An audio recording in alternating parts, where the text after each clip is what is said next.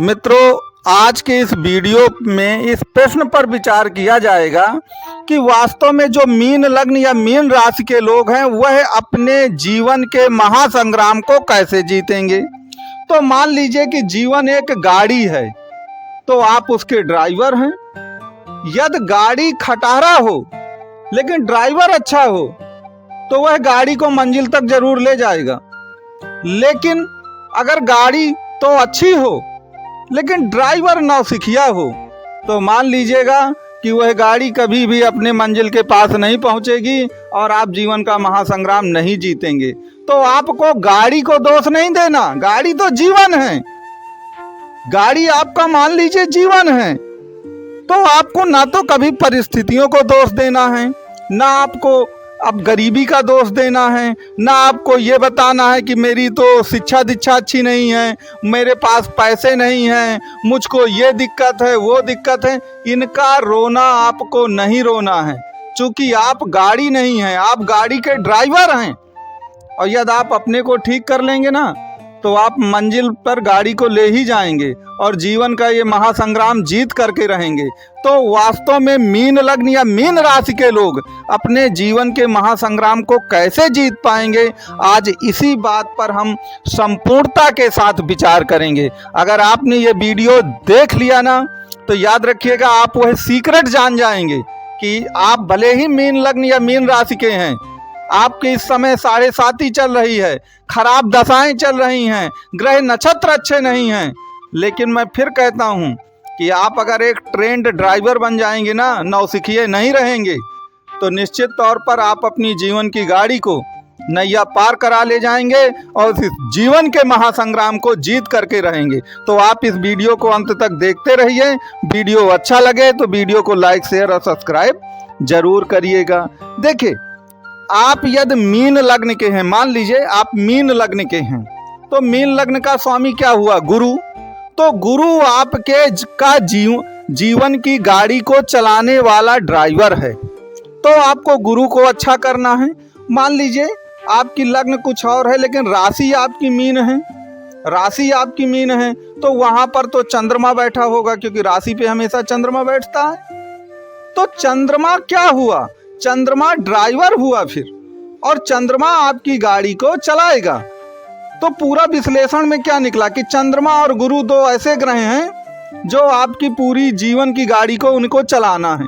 अगर आपने चंद्रमा और गुरु को ठीक कर लिया तो जीवन का जो ये रण क्षेत्र है ना, महासंग्राम है, उसको जीतने से आपको कोई नहीं रोक सकता। तो अब प्रश्न ये आता है कि इसको जीतेंगे कैसे, तो आप उसको सुन लीजिए।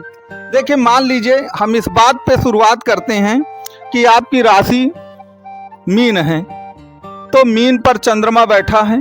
तो चंद्रमा क्या है? देखिए, चंद्रमा आपका अपना घर है और चंद्रमा के दो ही दुश्मन हैं, एक है राहु और एक है शनि। तो शनि क्या करता है?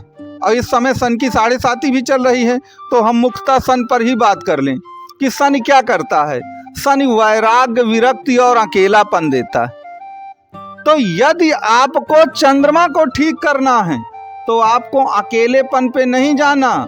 मैंने क्या कहा कि चंद्रमा आपका अपना स्वयं का घर है और उस घर में रहने वाले जो लोग हैं वह आपके फैमिली मेंबर, वही चंद्रमा को मजबूत बनाएंगे। तो आपको अपने परिवार और कुटुंबियों के साथ यदि आप रहेंगे तो याद रखिए आपका चंद्रमा अपने आप मजबूत होगा। क्योंकि चंद्रमा क्या है? चंद्रमा, आप जैसे मीन राशि के हैं तो मीन राशि पानी, पानी माने इमोशंस।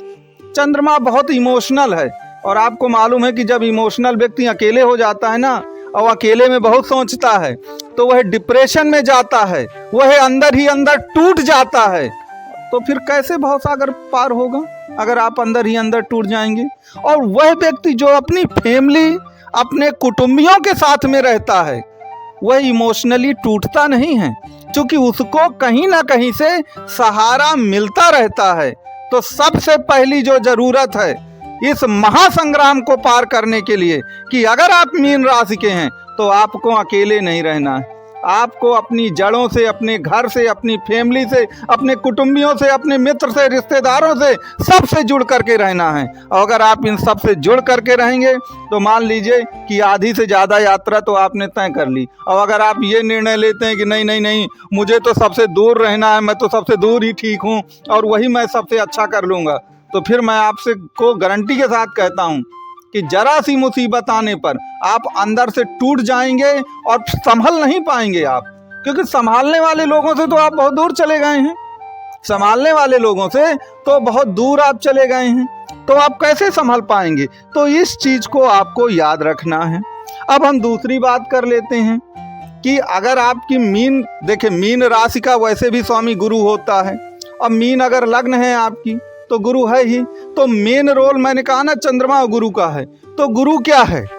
गुरु ज्ञान है, गुरु शिक्षक है, गुरु सेवा है, गुरु चैरिटी है, गुरु सत्कर्म है, गुरु शिक्षा है, गुरु सीमाओं में रह करके भोग विलास करने वाला प्राणी है। तो याद रखिए, अगर आप कुल मिला के अपने गुरु को ठीक कर ले गए तो जो जो चीजें मैंने बताई हैं कि आप अगर मीन राशि या मीन लग्न के हैं तो गुरु को ठीक करिए।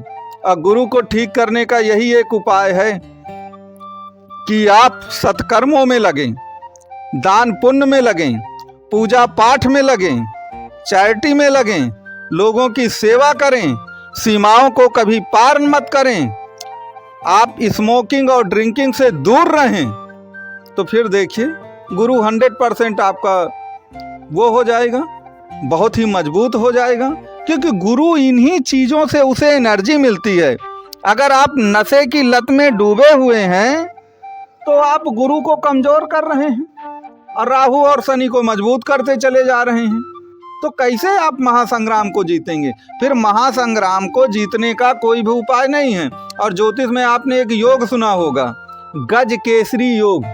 अब गज केसरी योग कैसे बनता है? गज केसरी योग चंद्रमा और गुरु के संयोग से बनता है।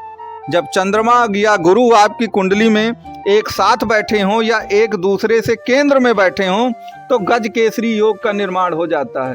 तो आपको चंद्रमा और गुरु को जगाना है। चंद्रमा और गुरु जग जाएंगे तो गज केसरी योग बनेगा। और गज माने तो हाथी होता है, हाथी के समान जो ताकतवर योग है वही आपका गज केसरी योग है।